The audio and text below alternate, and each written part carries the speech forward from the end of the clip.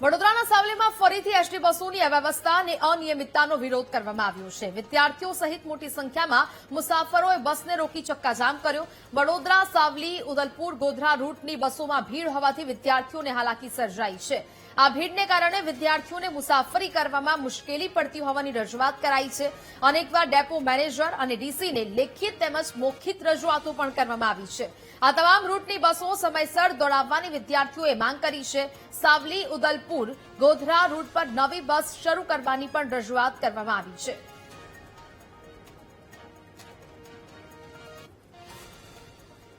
બસો બાબતે લેટ આવે છે, બસ નાની પડે છે, પેસેન્જર ઘણા બધા અંટવાય છે। ત્રણ બસો હોવા છતાં એક જ બસમાં પેસેન્જર આવે છે, બીજી બધી બસો લેટ આવે છે। એની લેખિત અમે રજૂઆત આપી તો અમને ડીસી સાહેબે એવું કીધું કે અમે તમને અઠવાડિયાનો ટાઈમ મને આપો, ગાડી અમે તમને મોટી કરી આપીશું અને જે બીજી કાકણપુર બસ લેટ આવે છે એને અમે વહેલી કરી આપીશું। ઓર્ડર થઈ ગયેલા છે, આજથી ફોલો થઈ જશે, એટલે કે બીજા દિવસથી જ અમે કમ્પ્લેન આપી અને બીજા દિવસથી થઈ જશે।